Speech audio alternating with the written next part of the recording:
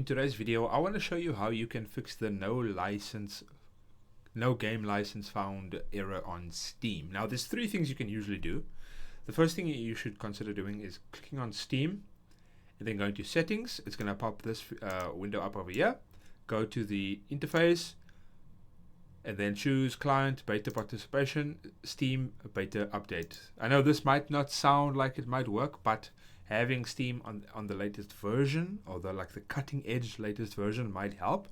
Another thing that can help is if you go down to the download section here and you clear the download cache. This has helped me in the past fixing a lot of issues I've had just by clearing the cache. And if that doesn't work, the final thing you should consider doing is going to the game with the issue, right clicking, going on properties, then you want to go to installed files, and then verify integrity of game files.